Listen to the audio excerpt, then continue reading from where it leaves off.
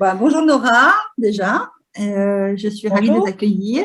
Nous t'avons invité aujourd'hui, en fait, pour que tu nous parles un peu de ton histoire et de celle de ton enfant, Aïssé, et qui n'est plus avec nous aujourd'hui, mais qui n'est plus de la même façon avec nous aujourd'hui. Voilà, j'aimerais que tu nous racontes ton histoire, parce que d'abord, moi, je te connais bien à travers nos différentes rencontres. Et l'idée, c'est que voilà, tu puisses partager avec d'autres familles qui vivraient la même situation que toi. Voilà, je t'invite à te présenter et à nous raconter ton histoire. Bonjour. Je suis Nora Poulain, moi. Je dis mon âge, j'ai actuellement 44 ans et à 32 ans, j'ai eu un petit bonhomme qui a fait irruption dans ma vie d'une manière assez fracassante, je dois le dire. Et donc, je suis tombée enceinte, comme beaucoup de femmes. J'ai vécu une grossesse épanouie avec ses aléas, mais j'étais en pleine forme, je marchais. J'ai perdu les os, je suis allée à l'hôpital avec une décoction de clous de girofle parce que je ne voulais pas de péridurale. Voilà, j'étais prête à accueillir ce bébé, quoi. Et bon, ça a commencé à l'hôpital, un peu à se gâter. L'élève, je crois que c'était une élève sage-femme qui m'a dit que elle sentait pas vraiment la tête, que c'était bizarre, le liquide il n'était pas très clair. Et donc, elle est allée chercher sa tutrice, je pense, de stage, et qui est arrivée, qui m'a dit, mais c'est pas une tête? Et alors là, je me suis dit, mais mince, alors, qu'est-ce que j'ai dans le bide? J'ai dit, mais qu'est-ce que c'est? Elle m'a dit, bah, c'est des fesses. Et je dis, ah ouais, il m'a fait ça. Donc, il était tête en bas, toute la grossesse normale, tonicité normale. Donc, branle-bas de combat, tout le monde qui débarque, donc un petit bébé qui est en siège, mais vraiment pas top top, quoi. Et bon, le cœur va bien, une écho est faite, on m'envoie en plein milieu de la nuit passer un scanner pour voir si ça passe. Je me souviens encore, j'entends encore la gynéco dire, l'obstétricienne dire, c'est pas une cathédrale, mais ça va le faire. Bon, je me suis dit, bon, je suis pas une cathédrale, je suis quand même ravie de l'apprendre. Et donc, vraiment, on était dans une ambiance très détendue où on s'est dit, bon, allez, ce petit bonhomme, voilà, il fallait. Moi, dans ma tête, je me suis dit, ben, évidemment, Nora, ça ne pouvait pas se passer, entre guillemets, normalement, parce que, voilà, pour moi, c'était pas possible. Voilà, c'était moi, quoi. Il fallait que ça me ressemble. Le classique ne marchait pas. Voilà, c'est ça. On est tout le temps un petit peu sur la marge. Donc voilà, c'était pour moi. Donc c'est la première fois dans la soirée où je me dis, bah, les statistiques, c'est pas que pour les autres. Et donc, bah voilà, c'est là, tu rentres dans un. Voilà. Pas plus étonné que ça. Donc là, elle me dit, bah écoutez, madame, c'est soit péridurale, soit césarienne. On va en discuter, on va voir, nous, on évalue, on vous laisse aussi le choix. Non, mais après, c'est nous, les médecins, qui auront le choix final, quoi. Donc moi, je dis, ouais, si on peut éviter la césarienne, finalement, bon, la péridurale, je veux bien.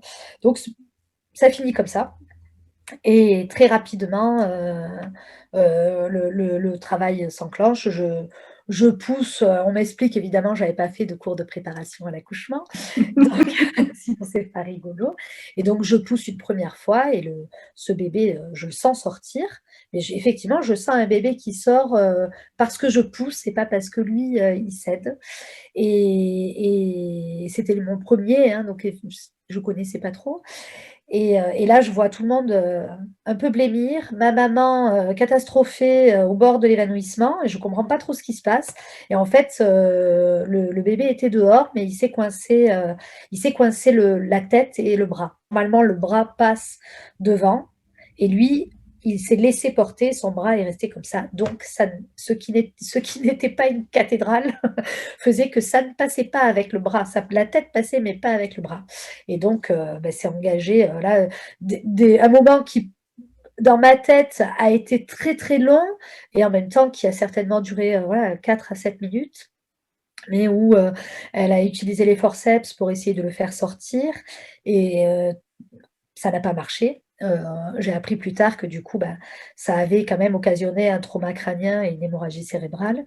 Et puis, eh ben, au dernier recours, quand elle a vu que l'enfant devenait violet, ben, elle est rentrée, elle lui a cassé le bras et elle l'a sorti pour essayer de le sauver. Et donc c'est un enfant qui est né en état de mort apparente. C'est ce qui est marqué sur le dossier. Et donc j'ai vu partir un petit cul violet, clairement. Et moi j'étais, je sais pas, j'étais sous adrénaline, péridurale, hormones. Donc je l'ai vu partir violet. Puis j'ai dit bon, pas de panique. Est-ce que son cœur battait au moment où il est sorti? Parce que bon, réanimer, je sais, maman, ils savent faire. Et donc vraiment, j'étais dans un truc où il y avait, en fait, tout le monde était sorti de la pièce complètement traumatisé, quoi. La sage-femme parlait plus, l'obstétricienne parlait plus, ma mère pleurait. Enfin, bon, vraiment un truc. Et moi, j'étais là, ne vous inquiétez pas. Et bon, j'avais pas évidemment réalisé, tant mieux.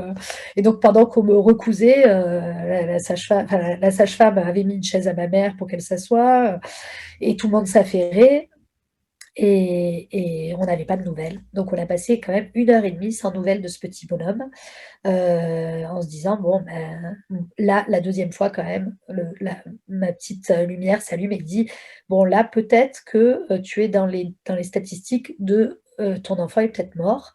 Et oui, ça arrive pas qu'aux autres. Et puis, penser que j'élimine au même moment où je me la pose, et je me dis, il y a encore, voilà, il y a encore une petite chance, et peut-être que lui, il va saisir cet espoir. Et donc, bon, bah, tant qu'il y a un espoir, moi, j'avance et on y va, on y croit. Donc, je dis à ma mère, allez, ça va, arrête de pleurer, jusqu'à ce que l'obstétricienne lui dise, écoutez, madame, si vous voulez pleurer, pleurez, parce que moi, là, je pleurerai bien. Et là, je me dis, merde. Bon, ok, pleure, recoue-moi. Enfin, j'étais vraiment dans un ABC. Et le coup de fil arrive au bout d'1 heure et demie qui nous dit c'est bon, il est stabilisé. En fait, le coup de fil arrive et la neuropédiatre, il se trouve que c'est la neuropédiatre qui va plus tard s'occuper de mon fils, et c'est un hasard, hein, donc qui venait de le réanimer. Et donc elle nous dit c'est bon madame, il est stabilisé, il va bien, voilà. Il a le bras cassé. Et je dis ah le bras, je croyais que c'était le cou. On était tellement dans un état de complètement de choc que là, l'obstétricienne, elle m'a regardé avec des yeux, l'air de dire mais elle est complètement tarée, celle. Et en même temps, non, je pense que c'était surtout ma réaction qui était un peu surprenante parce que j'étais dans un déni total de ce qui était en train de se dérouler, quoi. Et c'est en même temps ce qui m'a permis de tenir et de pas faire de crise, je pense, d'hystérie, quoi. Et après, ça a duré longtemps parce que du coup, on a dû. Alors, monsieur ne voulait pas assister du tout à l'accouchement, il ne voulait pas être là, ne voulait pas forcément devenir papa à ce moment-là. Et donc, bah, je l'ai quand même appelé et il est venu. Et donc là, moi, je ne pouvais pas me déplacer, j'étais encore en salle d'accouchement. Et donc, on a fait monter ma mère et monsieur pour aller voir le bébé. Et arrivé en néonat, ma mère n'a pas eu le droit d'entrer. Donc, c'est entamé une longue conversation entre l'obstétricienne qui était avec moi et la néonate pour que ma mère puisse quand même rentrer parce qu'elle venait d'assister à quelque chose de très traumatisant et qu'elle avait besoin de voir ce petit. Sauf qu'on était mardi, parce que bon, ce petit bébé, forcément, il avait décidé de tout faire comme il fallait. Et donc mardi, les grands-parents n'avaient pas le droit de rentrer à l'époque. Ils avaient le droit de rentrer le samedi et le dimanche. Et donc ce petit voyou avait décidé d'arriver mardi. Donc voilà, les premiers, en fait, pour moi, le premier moment, ça a été en fait des grosses négociations pour que ma mère elle puisse y aller. Puis 5 heures après, pour que moi, je puisse y aller, parce qu'il fallait que je me repose, parce que j'étais fatiguée quand même. Et donc, on a fini par attraper un fauteuil dans le couloir et dire, bon, maintenant, tu m'emmènes, je veux aller le voir, je me reposerai plus tard. Et donc, j'ai vu un merveilleux petit bébé. Alors, c'était rigolo parce qu'il était les tuyaux, le bras cassé avec une attelle, le machin. Alors, il a eu la clavicule et l'humérus. Alors, elle lui a cassé l'humérus. Et elle a fait ça très bien, c'était très net. Et la clavicule a été cassée aussi au passage. Donc, c'était un magnifique bébé plein de tuyaux, mais alors nous, on ne les voyait pas, quoi. On voyait que ce bébé superbe, rose. C'était le plus gros de toute la néonate, parce qu'il était à terme et qu'il avait un poids normal. Et, euh, et il était sous morphine, et il est devenu gris au fur et à mesure des jours. Donc, on a vu son visage vraiment changer. Et on avait donc des médecins très inquiets parce qu'ils ne comprenaient pas pourquoi ça s'était passé comme ça. Et la chance que j'ai eue, je pense, au moment de l'accouchement, c'est que le lendemain, donc l'obstétricienne et la sage-femme sont revenus dans ma chambre. Et c'est un moment que je garde en mémoire vraiment pour les professionnels. Je trouve que c'est tellement important ce qu'elle a fait. Et c'est bête, hein, mais moi, ça a déterminé beaucoup de choses dans notre vie. Dans notre parcours après avec Aïssé, elle est venue, elle m'a expliqué tout ce qui s'était passé pendant l'accouchement, minute par minute. Elle m'a expliqué que elle ne comprenait pas pourquoi ça avait fini comme ça, que si effectivement, si elle avait su, ben, ça aurait été une césarienne, et que voilà, qu'elle avait elle avait tout repris avec sa sage-femme, avec la sage-femme, avec toute l'équipe, qu'elle ne pouvait pas me donner d'explication sur ce qui s'était passé, que c'était extrêmement douloureux pour eux aussi, et que ben, c'était ce qu'on appelait un accident. Et que voilà, bon, ben, il y avait, voilà, pour elle, voilà, il y avait pas d'éléments à l'heure actuelle qui permettaient de montrer s'il y avait une faute ou pas, mais que voilà, que humainement, c'était très difficile à expliquer. Et que elle avait eu besoin d'aller en parler à la psychologue de l'hôpital, et que donc elle allait, enfin, elle me l'avait envoyé dans ma chambre, quoi, et que j'en ferais ce que je voudrais. Et j'ai trouvé ça super. Ouais, D'abord parce top. que, ouais, d'abord parce que j'ai eu affaire à quelqu'un d'humain en face qui m'a pas dit tout était sous contrôle, on n'a rien fait de mal. Non, elle m'a dit ben voilà, il y avait le facteur H, ou le facteur inconnu, quoi, le facteur humain, et le facteur on sait pas, on s'explique pas. Et moi, j'avais pas forcément besoin d'un responsable, d'un coupable ou d'une réponse, mais j'avais besoin voilà, qu'on m'explique, D'honnêteté. voilà, qu'on soit honnête avec moi, qu'on puisse me dire, bah, avec toute son humanité, je ne comprends pas ce qui s'est passé. Par contre, on s'est posé la question, on a cherché, voilà, nous-mêmes, on est impactés par ce qui vient de se passer.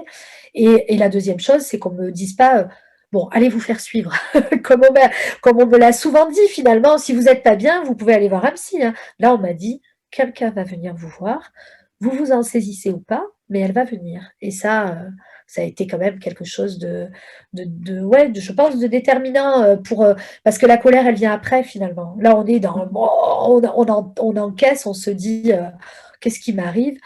Et après, 99% des gens m'ont dit, oh, mais t'as pas attaqué l'hôpital. Mais c'est sûr, c'est l'accouchement. Mais c'est sûr, il s'est passé un truc. Et en fait, ça ne m'a jamais traversé l'esprit. Parce que ce jour-là, elle est venue et qu'elle m'a expliqué, et on a eu un échange humain, et qu'elle m'a demandé c'est encore ma gynéco à l'heure actuelle, qu'elle m'a demandé de me suivre pour pouvoir avoir des nouvelles du bébé, qu'elle est venue le voir pendant ces 1 mois de néonate tous les jours. Et donc, elle n'a pas fui, quoi. Elle n'a pas fui sa responsabilité, parce que forcément, il y a une responsabilité. Elle en porte une en tant que médecin, mais elle est pas partie en courant, quoi. Elle est restée là. Voilà, elle a affronté moi en tant que maman, et moi, ça m'a permis d'être dans l'échange aussi avec les équipes, quoi. Voilà, ça c'est la naissance. Alors la naissance, c'est quand même le point de départ. Et donc après, la néonate, c'est un moment de rencontre avec son enfant, donc c'est le moment de la création du lien. Donc normalement, c'est pas la néonate, hein, normalement c'est la maison. Mais là, pour nous, c'est la néonate, c'est toutes les difficultés de l'alimentation, le rapport à la douleur, hein. Le moment où j'ai failli vraiment craquer, moi, en tant que maman, ça a été le jour où je voulais qu'on lui enlève la morphine. Pour moi, c'était horrible qu'il ait de la morphine. Ça allait avoir un impact sur son cerveau. La pédiatre m'a dit, vous savez, la douleur, c'est pas mieux. J'ai entendu, mais j'ai pas trop compris. Et le moment où on a baissé, le jour où on a baissé la morphine, c'était le lendemain ou le surlendemain pour voir, là, on a vu un bébé hurler de douleur, mais avec les tubes, il n'y a pas un son qui est sorti. Donc là, j'ai vu le visage de la douleur, mais vraiment, non. Et je crois que tout le monde, médecin, infirmière, les parents, bah, tout le monde a dit remontez la morphine. Mais vraiment tout le monde en disant hop, hop, hop, il appuyait sur le bouton en disant oui, non, là, c'est pas, c'est vraiment, on s'est dit ok, la morphine, d'accord. La morphine, pas de problème. Et du coup, voilà, on a vu ce petit bonhomme se débattre en fait et avoir envie de vivre. Et on s'est dit, bah voilà, voilà, il a envie d'être là. On voyait petit à petit que, avec le peu de moyens qu'il avait, il essayait de s'en sortir jusqu'au jour où on a vraiment baissé la morphine et il s'est extubé tout seul. Donc on s'est dit, waouh, c'est un warrior, super. Voilà, donc jusqu'au voilà, les 1 mois jusqu'à ce qu'il sorte et qu'on puisse enfin rentrer à la maison tous les deux et où je me suis retrouvée donc avec un bébé, qui ne tétait pas, mais il fallait lui laisser le temps, on verrait plus tard, machin, avec un bébé qui ne regardait pas dans les yeux, avec un bébé qui dormait toute la journée, et qui se réveillait avec il avait à peine la force pour esquisser un petit sourire. Il avait un œil comme ça parce que ça avait tiré sur tous les nerfs, il avait un bras paralysé. Et en même temps, c'était un bonheur, quoi, un petit bonheur qui arrivait, mais alors où t'es pas préparé parce que tu sais qu'un bébé c'est fragile, mais tu sais qu'un bébé tu le prends, tu l'emmènes partout. Et donc il y a eu 1 mois comme ça de flottement à la maison, de me dire oh là là, mais qu'est-ce que bon, j'ai appelé la PMI au bout d'une semaine parce que j'avais été oubliée par le circuit de la PMI en disant enfin, venez me voir là parce que je sais plus trop, j'ai pas de repère du tout avec cet enfant-là. Je vois pas comment, voilà, le lien, moi, je l'ai créé, mais je sais pas s'il va bien, quoi, en fait. Je n'arrive pas à savoir si cet enfant va bien. Je le posais, il s'endormait. Hop, je l'enlevais, je le mettais dans son berceau, il dormait. Il ouvrait l'œil, je lui donnais à manger, ça durait 1 heure et demie. Je tirais mon lait, j'étais une vraie vache à lait. Je tirais mon lait, même lui la nuit, il se réveillait pas. Je tirais mon lait, je me réveillais pour tirer mon lait. Enfin bon, j'étais une machine. Vraiment, j'ai été une machine pendant 2 mois et demi à peu près. J'ai été une machine. Et voilà, au bout de 2 mois et demi, on comprenait déjà avec les médecins, le suivi, qu'il y a un truc qui allait pas le faire. J'avais heureusement été orientée, j'avais une ordonnance de kiné et à côté de chez moi travaille une merveilleuse, une magnifique kiné qui était mon repère les 3 jours par semaine. Donc tous les 2 jours, j'allais la voir avec mon petit bout et elle m'a maintenue à flot pendant toute cette période où je rentrais en me disant tu es une formidable maman, tu es merveilleuse. Elle me disait ça tous les jours, donc je repartais gonflée à bloc et je lui disais, t'as vu, t'as une formidable maman. Et donc voilà. Donc j'ai vraiment, je me souviens de ce moment-là que comme ça, quoi. C'était une espèce de nébuleuse où je tirais mon lait, j'allais chez le kiné, je me disais que j'étais une merveilleuse maman, que j'avais un merveilleux bébé et que tout allait très bien se passer, même si bon, on sentait quand même que derrière, il y avait un petit peu, ça sentait quand même mauvais, quoi. Et, je suis partie en vacances un jour. Voilà, j'ai dit bon, je dois aller voir ma famille, quoi, qui habitait du côté de Marseille, à Aubagne. Donc j'ai pris mon porte-bébé, j'ai pris mes trucs, j'ai pris le train. Et là, je suis allée apporter mon bébé en disant voilà, c'est mon bébé. Prenez-le 2 minutes là pour que j'aille me reposer. Voilà, je me suis dit, bah, ça y est, on est rentré dans une vie de famille, on est bien jusqu'au 4e mois où là, on m'a dit, il y a un problème, il y a un gros problème, il a une maladie génétique parce que là, l'IRM montre qu'il n'y a pas de lésion cérébrale due à l'hémorragie. Donc, il y a un problème, mais on ne sait pas quoi. On vous envoie à Bordeaux. À Bordeaux, catastrophe. On prend des photos de mon fils sur tous les angles. On le fait tester en psychomote. Il regarde pas, il lève pas la tête. Enfin voilà, on a il fait pas ça, pas ça, pas ça, pas ça, pas ça, pas ça, pas ça. Donc on a tout l'étendue du truc. Moi, entre-temps, je m'étais donc il a eu un un plexus brachial, comme on dit, donc un étirement du plexus brachial, ce qui expliquait sa paralysie du bras. Donc en plus d'avoir une cassure des os, c'est surtout ce qui était plus grave, finalement, ça a été l'étirement des nerfs. Donc bon, voilà, pour nous, c'était ben voilà, le choc, il faut lui laisser le temps de se remettre. Bien que voilà, on entendait parler de génétique et on se disait ouais, peut-être que quand même il y a un truc qui va pas. Dans la famille, on commençait à l'appeler Joe l'Indien, le petit crabe. On voyait bien qu'il y avait quand même un truc, mais on n'avait pas, voilà, on n'avait pas envie d'entendre quand même que ça pouvait être si grave, quoi. Jusqu'à cette interne donc qu'on m'a balancé pour me dire que, comme je l'aurais compris, vu que les généticiens ont pris des photos de mon fils, on cherche une maladie génétique qui expliquera son faciès particulier.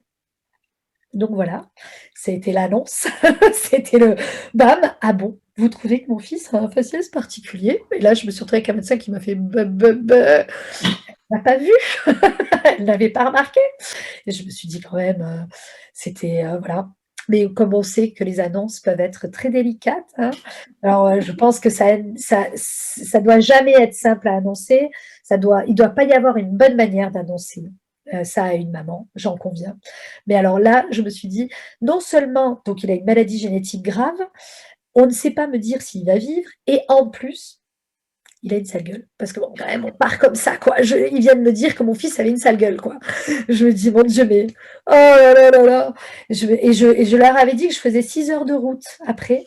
Et je me suis dit, mais comment on peut dire ça à une maman qui va partir en voiture faire 6 heures avec son gosse et sans se dire, mais mon Dieu, mais j'étais en voiture, parce que du coup, j'ai signé une décharge et je suis partie. J'étais en voiture et je me disais: «Mais il faut être accroché, quoi. Faut déjà l'aimer très, très fort, ce gamin, pour pas se planter sur l'autoroute ou le laisser, quoi. Dire: "Excusez-moi, je vous le rends." Je c'est pas possible. Je me dis: «C'est quand même assez fou», donc je me suis arrêtée à l'hôtel, j'ai pleuré tout ce que je pouvais et j'ai dormi avant de retourner voir ma famille. Et là, ça a été, un coup de masse pour ma famille quand même parce qu'ils ne s'attendaient pas du tout à ça. Eux, ils n'étaient pas préparés à ce que ça soit grave. Moi, je commençais à l'être et donc le 1, on ne sait pas s'il va vivre. Bon, là, c'est vraiment un gros coup et s'il va vivre, on sait que là, c'est grave. Il se trouve que je suis d'une famille d'éducateurs spécialisés, que mon papa travaillait en IME, que donc le handicap lourd, le polyhandicap, on connaît. Et donc c'est une phrase que j'ai entendue, ben, c'est quand même pas comme ceux dont mon papa s'occupait. Et forcément, ça renvoie quelque chose de terrible. Et j'ai dit, bah oui, si, euh, c'est vers là qu'on va, quoi, oui. Et forcément, c'est là où c'est rigolo parce que le côté professionnel, c'est une chose. Mais quand ça touche personnellement, on est dans l'autre versant de l'histoire et on ne le prend pas du tout de la même manière. On n'est pas du tout, on le lit pas de la même manière. Et moi, en fait, ça a été comme un bon, ok. Ok, d'accord, ok, il a ça, ok. Ça, je peux pas lutter, hein. Moi, la génétique, je peux pas aller réparer un gène, je sais pas faire, quoi. Par contre, qu'est-ce que je peux faire? Bon, ben, il faut que je trouve des clés pour l'aider, quoi. Parce que déjà, j'ai envie que ce gamin-là, on puisse faire une activité ensemble. Parce que jusqu'à maintenant, on était dans la kiné, le machin, le ci, le là, qu'est-ce qu'il a? Mais là, maintenant, on sait que ça va être à vie.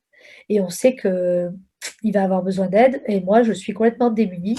Donc, je me suis dit, il faut que je crée une association parce que faut que je me forme. J'ai pas de sous, clairement. Je vais pas aller retourner travailler tout de suite. Mmh. Il faut que je trouve des clés. Voilà. Moi, ça a été, faut que je trouve des clés pour l'aider. Et ça a été un peu ma démarche d'être dans l'action. Ça a été ce qui, moi, m'a aidé sur le coup, mais ça a été ce qui l'a aidé, voilà, ça a été ce qui l'a aidé lui. Et puis, je pense que ça a été aussi ce qui a aidé mon entourage voilà, à entrer dans notre vie aussi, à être actif. Voilà, parce qu'il y a une sidération qui est obligatoire quelque part. L'entourage est complètement démuni, nous aussi. Il y a cette période de sidération Mais il y a de notre côté, nous, l'impuissance de nos proches, ça nous heurte à un moment donné parce qu'on se dit, mais nous, on ne peut pas. On ne peut pas être dans cette sidération à vie, puisqu'il faut qu'on s'occupe de cet enfant.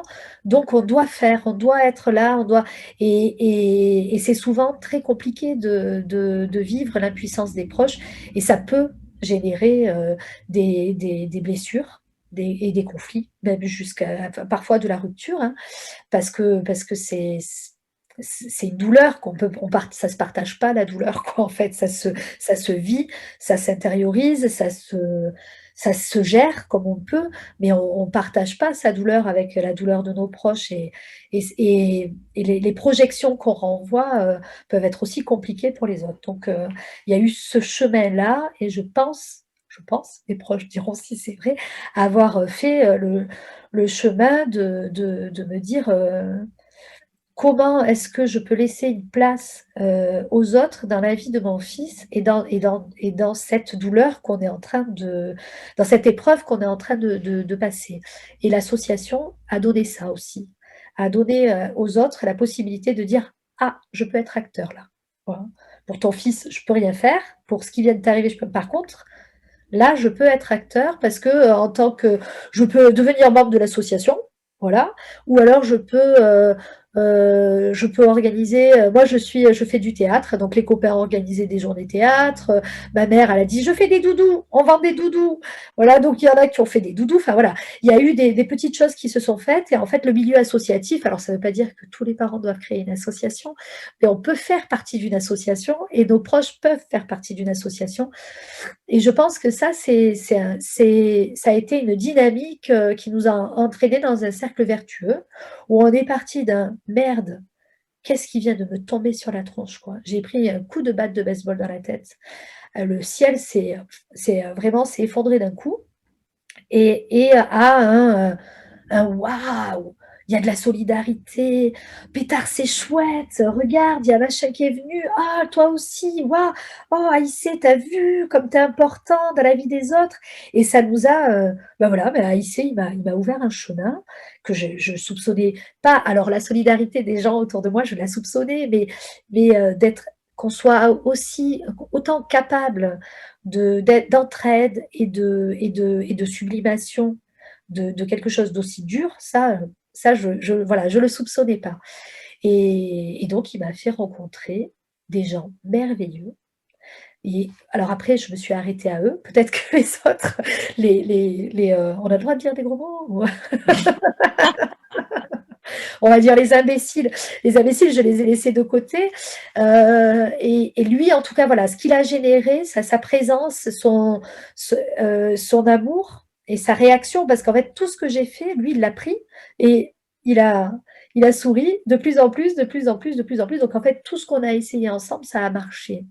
Et donc, moi, ça m'a donné une énergie, je pense, folle, et ouais, un élan qui fait que si on peut être heureux dans une vie comme ça, et ben, peut-être que les autres aussi, quoi. Et donc, il faut qu'on diffuse autour de nous, parce qu'on a vécu des moments exceptionnels, et des moments que vraiment, j'avais conscience à un moment donné de me dire, si Aïssé n'avait pas eu d'handicap, jamais je n'aurais vécu ces moments-là. Et vraiment, c'est pas waouh, merci le handicap, c'est super chouette. Non, non, on va pas se mentir, c'est pas le cas. Et en même temps, ça a été un tremplin aussi pour se dire, bah, il a fait du ski à 1 an et demi, quoi. Il a fait du handi-ski à 1 an et demi. Moi, je déteste le ski.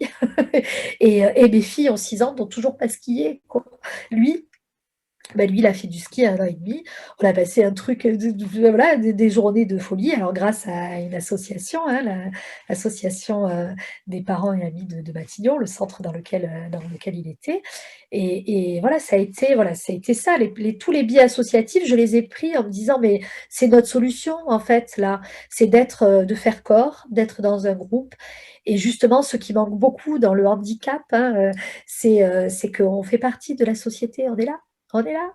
Et donc de se dire, bah, puisque finalement, il n'y a pas encore la place ne nous est pas faite d'une manière évidente, il faut que nous, ça soit une évidence de se regrouper, de se rencontrer, et de générer un dynamisme. Et du coup, j'ai rencontré aussi des gens beaucoup de mamans quand même, hein. Je suis désolée pour les papas, même si je vous tire quand même mon chapeau sur le chemin que vous faites, mais quand même 98% de mamans avec d'une énergie incroyable, des compétences, enfin, vraiment un dynamisme fou. Je me dis, mais qu'est-ce qu'on fait de tous ces talents, quoi? On a des talents comme ça, des gens qui sont sur le papier, mère au foyer, ou même pas, parce qu'on est autre, nous, je crois même, on est dans autre, une case inconnue, voilà. Mais en fait, franchement, dans les aidants, moi, je dis, s'il y avait une entreprise qui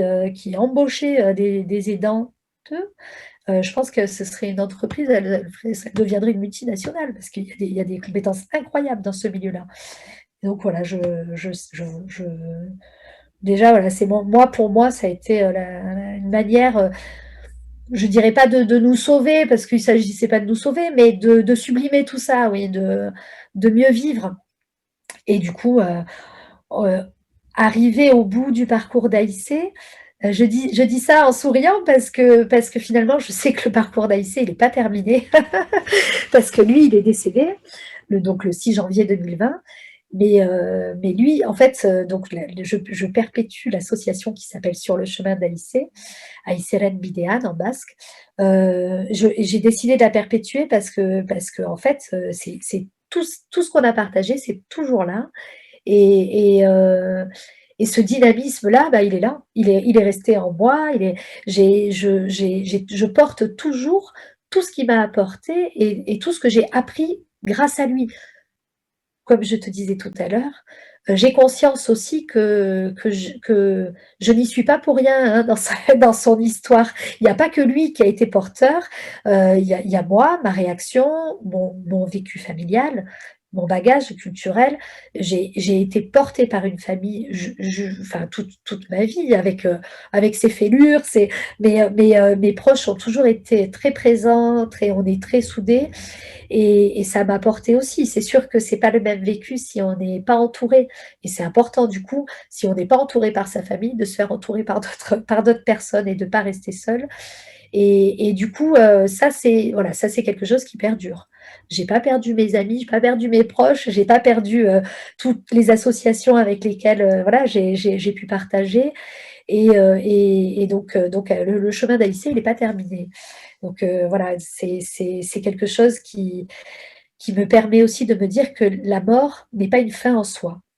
Bien que, bien que voilà, je ne sois pas croyante et que j'ai beaucoup de mal à appréhender ce qu'il advient maintenant de mon fils, ben voilà, il y a quelque chose qui est sûr, c'est que lui, il vit toujours à travers nous, à travers ses petites sœurs, à travers les gens qui l'ont connu. Et c'est vrai que je sais qu'il y a des mamans qui, après le décès de leur enfant, ne veulent plus entendre parler du handicap. Et je le conçois tout à fait. Moi, je rattrape rien, je n'essaye pas de le retenir parce que lui, il est plus là, hein. Là, pour le coup, je peux plus le serrer dans mes bras. Ça, c'est un état de fait. C'est la maman que je suis a perdu son enfant. Ça, je reviendrai pas dessus. Par contre, la personne que je suis j'ai pas de mission, mais j'ai appris plein de trucs. Et ça, je suis forte de tous ces apports-là. Je suis forte de tout ça, et ça continue. Et donc, là, je suis en passe de devenir éducatrice spécialisée parce que je me suis engagée dans une VAE qui touche à sa fin. Je croise les doigts et j'ai envie, avec l'asso, ouais, voilà, je croise tout en fait. Et j'ai envie, avec l'asso aussi, de pouvoir, ben oui, diffuser, voilà, faire rayonner voilà, sa petite lumière à lui, voilà, autour de nous, parce que c'est important de se dire qu'on peut avoir une super vie, même en situation de polyhandicap très lourd, ce qui était son cas. Et franchement, je peux vous assurer que le jour où il est mort, je me le suis dit, je me suis dit, il a eu une belle vie. Je n'ai aucun regret sur tout ce que j'ai partagé avec lui parce qu'il a eu une belle vie. Et ça, c'est quelque chose voilà, c'est une merde, c'est un cadeau que je vais garder toute ma vie. Voilà, j'ai répondu à un certain nombre de questions. Dis-moi, je pense qu'il serait, parce que moi je te connais un peu et je te trouve surprenante. Je crois que j'ai déjà eu l'occasion de te le dire, mais je te le redis, ça fait toujours plaisir de t'entendre dire. Euh, je, J'étais présente, moi, pour dire au revoir à UC. J'étais trouvée incroyablement digne. Euh, Moi, j'étais incroyablement chamboulée. Et toi, quand j'en parle encore, j'ai ma voix qui tremble toujours. C'est mon cœur de maman, je pense, qui parle. Euh, Est-ce que tu peux nous parler de cette terrible journée et des mois qui ont suivi pour savoir comment on se relève de tout ça, enfin, en supposant qu'il y a un mode d'emploi pour se relever. Comment toi, tu as fait en tout cas pour le faire? Alors, c'est vrai que c'est un sujet fort et je comprends ton tremblement voilà, à toi et ton émotion. D'abord parce que dans le monde du handicap, la mort est là. La mort est toujours présente. Alors, dans la vie, la mort est là, hein, mais on essaie, tant que faire se peut, de l'enterrer dans un coin de notre tête ou de nos tripes, enfin voilà, de la mettre de côté le plus loin possible de nous. Le handicap nous la rappelle, forcément, quel que soit le handicap de l'enfant. Nous, on a à tous nos moments de vie et dans toutes les étapes que nos enfants passent, on a deux choses qui nous arrivent. Et c'est des phrases terribles, mais c'est des phrases qu'on se pose, des questions qu'on se pose, ou c'est même pas des questions, c'est quelque chose qui se pose à nous. Euh, est-ce que je vais mourir avant mon enfant ou est-ce que mon enfant va mourir avant moi? Donc, qu'est-ce qui est mieux? Est-ce que je dois laisser mon enfant dans une vie comme ça, sachant que je suis sa référence? Et qu'est-ce qui va devenir sans moi? Et donc la question se pose, et qui est terrible pour une maman, de se dire, est-ce que quelque part, eh ben, il vaut mieux pas que moi, je vive la mort de mon enfant pour que je ne parte pas en le laissant dans un monde où il va être malheureux, quoi. Et donc, c'est une question. Alors, on n'est pas préparé, hein, on n'est pas du tout. Ça ne veut pas dire qu'on se prépare à sa mort, hein, mais ça veut dire que la question, se l'est posée, elle est là. On a quand même, par rapport à d'autres parents, euh, où peut y avoir un accident de voiture et puis paf, on est confronté à une mort directe et terrible. On a eu un chemin où moi je l'avais déjà envisagé voilà, je l'avais déjà envisagé la mort d'Aïssé, hein, sérieusement, en me disant, ce petit garçon va certainement mourir de mon vivant et ça va être terrible. Et comment moi je vais vivre avec ça? Voilà, je m'étais posé la question.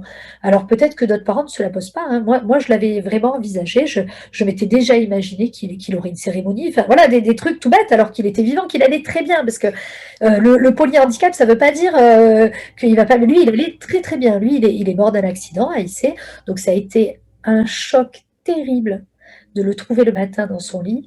Là, ça a été très dur parce que euh, ça a été, bon, là voilà, l'émotion revient parce que c'est un choc traumatique. C'est le même choc traumatique que j'entendais au niveau du Bataclan, les gens qui parlent de ce qu'ils ont vécu. Évidemment, ça n'a aucun rapport, hein, c'est sans commune mesure, mais le post-trauma, c'est le même.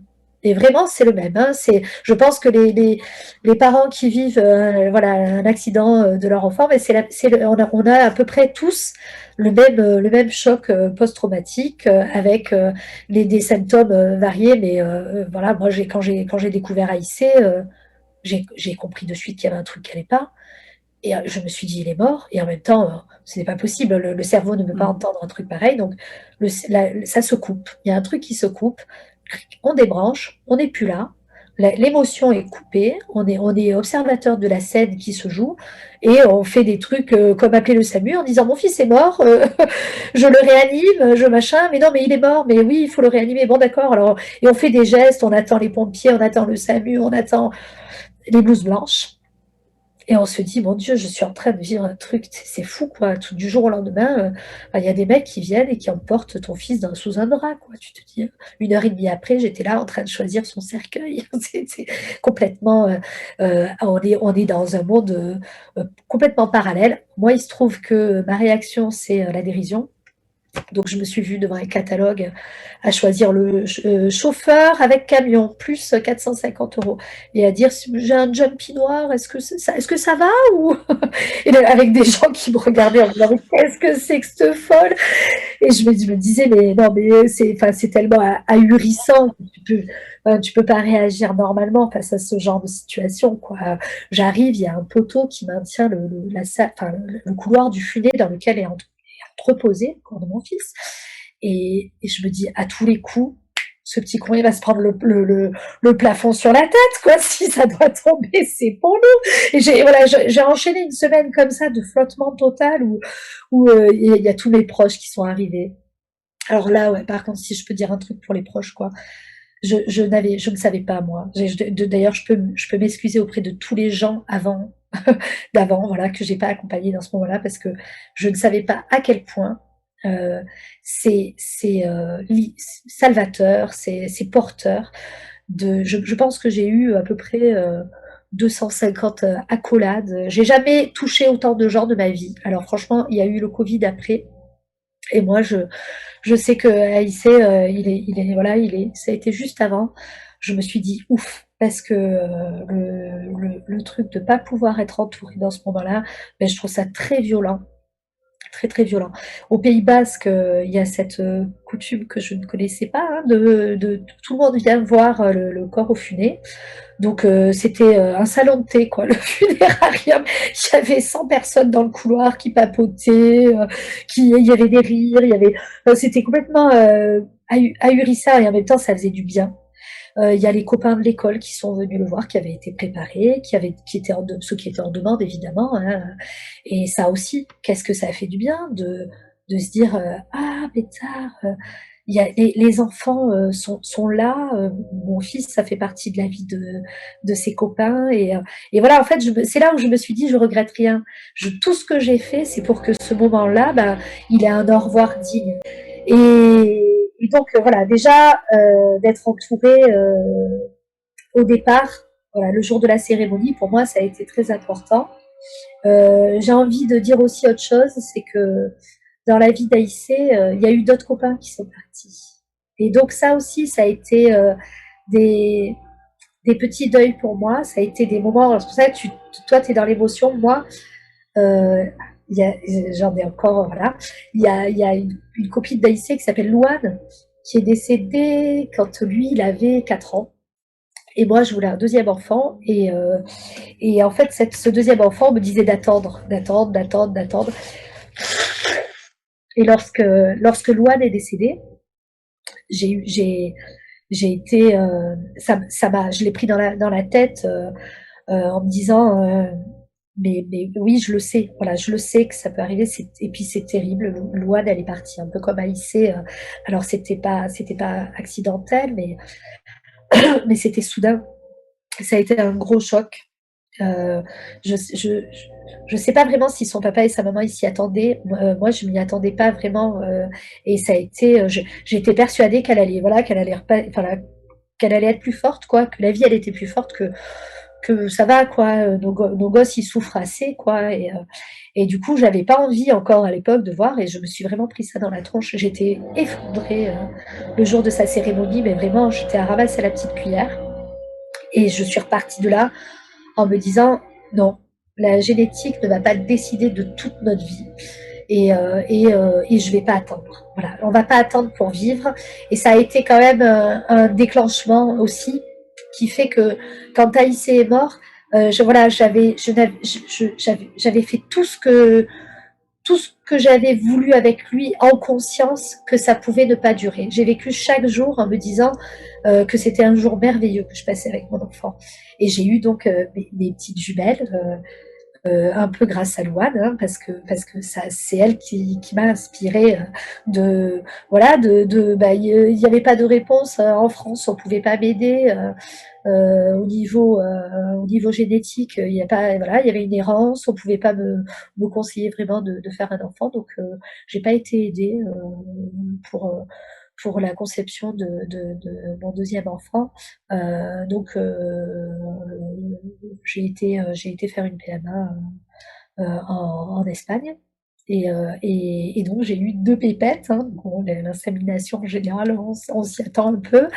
Et c'est vrai que j'étais ravie qu'elles soient 2 parce que, bon, ça a été 2 ans bien sport là, bien, elles sont pleines de vie, pleines de dynamisme et tout, mais c'était chouette qu'elles soient 2 entourées à Issy, puis c'est chouette maintenant qu'elles soient 2 aussi à porter ce coup dur qui a été, parce que ça a été un coup dur aussi pour elles, mais en même temps, voilà, elles portent le souvenir de leur frère à 2, et ça je trouve ça bien. Et comment on vit l'après, l'après c'est épuisant. Ça, je ne savais pas. C'est épuisant. On est dans des waouh, ça y est, c'est bon, j'ai passé la barrière, je vais mieux. À un quart d'heure après, on ne sait pas pourquoi, mais voilà, on est au fond du trou. On ne peut pas éviter cette douleur-là. Voilà, on a des douleurs de maman qui a perdu son enfant. Et il n'y a aucune circonstance atténuante à la perte de son enfant. Il n'y a rien qui atténue la douleur. Ni de se dire, parce que je sais, il y a des gens qui ont dit, il souffre plus. Mais mon fils, ne souffrait pas. Et même s'il souffrait, ça n'enlève pas la douleur qu'on a, nous, voilà, d'avoir accompagné cet enfant.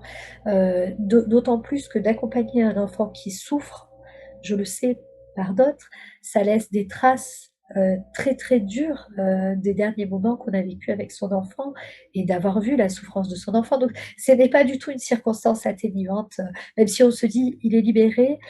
Bon, moi, le mien, je ne peux pas me le dire, il n'est pas libéré, il était libre. Alors, c'était un des êtres les plus libres que j'ai jamais rencontré dans ma vie, mon fils. Il n'avait pas de contraintes, lui, il s'en foutait, hein. Ça lui plaisait, il était là, il souriait, il tapait des pieds et il hurlait. Ça lui plaisait pas, il sortait sa langue, il bavait, il tournait sa tête, il faisait ça, et voilà, il n'y avait plus personne. Donc vraiment, lui, il avait une liberté d'action totale, même s'il bougeait pas vraiment. Mais donc, du coup, c'est pas, je me suis jamais dit, waouh, ah, maintenant il va mieux. Non, non, non, bah, non, non, ça n'est pas un soulagement pour moi, ça. Par contre, il- son souvenir perdure dans le cœur des autres. Après ça, c'est moi. Et ben après, voilà, on est tous, on réagit avec nos besoins. Moi, j'ai eu besoin de continuer. J'ai besoin de ne pas me renfermer dans ma douleur, d'en parler. Parfois, ça sort avec des larmes, parfois pas. Le jour de la cérémonie, j'avais pas de larmes. J'avais un cœur rempli, et j'avais pas de larmes ce jour-là. J'en ai eu, j'en aurai d'autres. J'aurai des moments où voilà, j'ai eu mes premières larmes. Ça a été quelqu'un que je connais pas qui me dit, ah, il est super ton camion. Oh là là, alors t'as une famille nombreuse, t'as combien d'enfants? Et là, on m'avait jamais posé la question encore depuis son décès, et je me suis retrouvée à dire, j'en ai, et boum, merde, j'ai combien d'enfants? Mais j'ai 3 enfants. Et maintenant, je sais, mais j'ai eu 2, 3 fois la question, et 2, 3 fois, je me suis fissurée en me disant, qu'est-ce que je réponds à cette question? Et j'ai 3 enfants. Alors, il y en a 2 qui sont vivants, mais j'ai 3 enfants. Et ça, et c'est pareil, voilà, mes filles aussi, euh, on est, on était 4, on est 3, voilà, elles comptent, elles sont là, alors on fait comment? Bon, ben, il est toujours là, il est là sur les photos, il est là, voilà, il est là dans notre histoire. Mais c'est vrai que physiquement, ben voilà, il est plus là. Et on a besoin d'en parler. Nous, je sens que mes filles ont besoin d'en parler dans la joie, parce que c'est présent, et que ça sert à rien de le taire, parce que le taire, c'est faire comme si il n'y avait pas de douleur. Et faire comme s'il n'y avait pas de douleur, c'est se garder, se la mâcher pour soi, et c'est protéger les autres de cette douleur qu'on leur envoie, hein. Et on a appris, voilà, il m'a appris ça, pour le coup, lui, il m'a appris ça, le handicap m'a appris ça avant. C'est-à-dire que bien sûr le handicap fait peur, et bien sûr la mort fait peur. Donc on est dans la même thématique. Moi, j'ai pas l'impression finalement que d'être sortie de cette thématique-là, de Oui, comment on survit à la mort? Bah, c'est comment on survit au handicap. Finalement, on a les mêmes recours, quoi, hein. Ne restons pas seuls, parlons-en, sortons de l'isolement. Il y a des personnes qui peuvent pas l'accueillir. Comprenons-les, parce que on peut pas les forcer. Et c'est pareil pour le handicap, hein. Finalement, on s'est rendu compte en tant que parents, soit on est dans la colère parce qu'on est confronté à des gens ignorants et des fois même bêtes et méchants, hein, soit on est dans la pédagogie et il y en a qu'on doit mettre de côté parce que ben voilà, on va pas se porter des fardeaux à expliquer tout le temps aux mêmes personnes des choses qu'elles ne veulent pas entendre. Mais pour la mort, c'est un petit peu pareil. Il y a des gens qui vont pas être en capacité d'être là et d'entendre et ben, soit on leur laisse leur temps, soit ben, on fait sans ces gens-là parce que nous, à ce moment-là, ben, on a besoin d'être entendu et de, et de, et d'être écouté, d'être épaulé. Et peut-être que eux, ils rejoindront à un moment donné notre vie, puis peut-être pas, hein, ça. Et c'est pareil, avec la mort, on rencontre d'autres gens aussi qui ont vécu Alors, c'est pas le truc de se dire, je suis pas toute seule à avoir souffert, mais c'est, moi, en tout cas, il y en a qui ont réussi à surmonter ça de très belle manière et qui vivent heureux. Voilà. Moi, ça fait pas si longtemps que ça qu'Aïssé est mort, mais j'ai pas l'intention d'être malheureuse. Voilà, le handicap, j'avais pas l'intention d'être malheureuse, et la mort, j'ai pas l'intention parce que je me suis quand même dit à un moment donné, très rapidement, parce que je suis quelqu'un qui a besoin de faire les choses très rapidement, je me suis dit, j'ai deux choix qui se posent à moi, ou cette vie-là est insupportable, et donc j'arrête maintenant, j'y mets un terme, voilà, clairement, ou je continue à vivre avec cette douleur qui est insupportable, mais j'en fais quelque chose de joli de ma vie. Pas de, voilà, de la douleur, elle est là, mais ma vie, il faut qu'elle soit jolie parce que d'abord, on sait, nos enfants, ils nous ont dit qu'elle était précieuse, quoi. Et que c'est aussi dans ces moments-là, ce moment où il y a la mort, qu'on sait que la vie, elle a c'est un cadeau et qu'on ne peut pas se permettre de la gâcher, quoi. Voilà, on peut pas en faire quelque chose de triste.